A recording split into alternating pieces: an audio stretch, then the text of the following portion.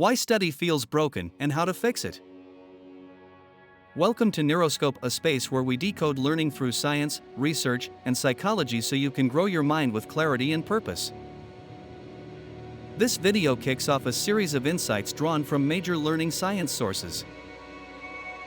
Books like Make It Stick by Brown, Roediger and McDaniel, and the Study Skills Handbook by Stella, Cottrell, alongside neuroscience podcasts like The Learning Scientists and Huberman Lab, as well as recent academic research on effective memory and focus strategies. Today we tackle a core frustration: why studying often feels broken. And more importantly, how to fix it. The study trap. Let's be honest. You've spent hours highlighting your textbook, rewatching videos, rereading notes. It all felt productive. But when it came time to recall it for real, you blanked. You're not alone. The authors of Make It Stick call this the illusion of fluency. It's the false sense that just because we recognize something now, we'll remember it later.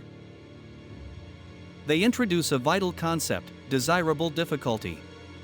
That means if it feels too easy when you're reviewing, your brain's not learning. Struggle builds strength. Studies show techniques like retrieval practice, where you test yourself, lead to far better memory than passive review. One experiment showed students who self-tested had 50% better recall compared to those who simply reread their notes. Brain-based tools that work. Here are 3 core tools that are not just study tips, they're backed by decades of psychological science. Retrieval practice: test yourself regularly. Use flashcards, write summaries from memory, or use spaced quiz apps. This strengthens the neural networks connected to recall. Interleaving: don't block your study by subject.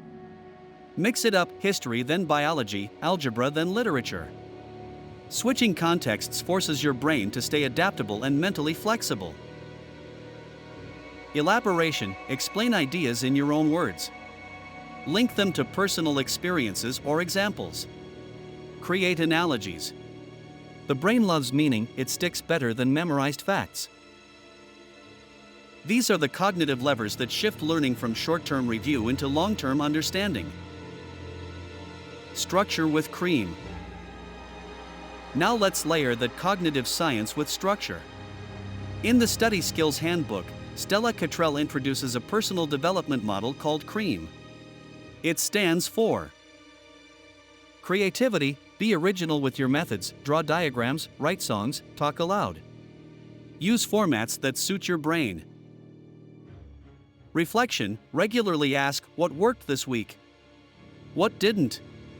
Review your processes, not just the content. Engagement: don't just be passive. Join discussions, explain topics to others, practice active recall. Turn study into interaction. Action: create a plan. Use time blocks.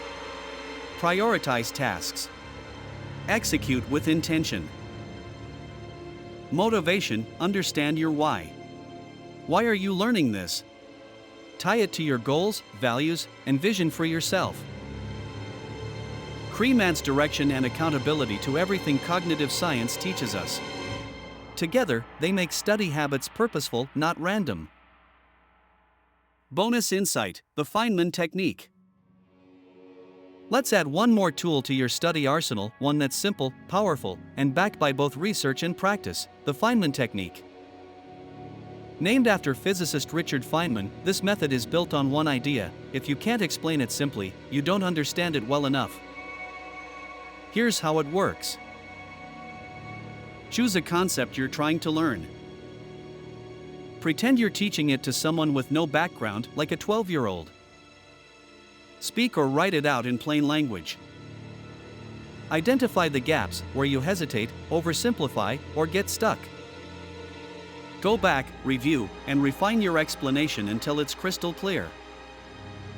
This technique forces you to confront what you think you know versus what you actually understand. It's a form of elaborative rehearsal, and studies show it significantly improves retention and comprehension. You can even combine it with retrieval practice: explain a concept from memory, then check your accuracy. It's like teaching and testing at the same time. From surviving to learning.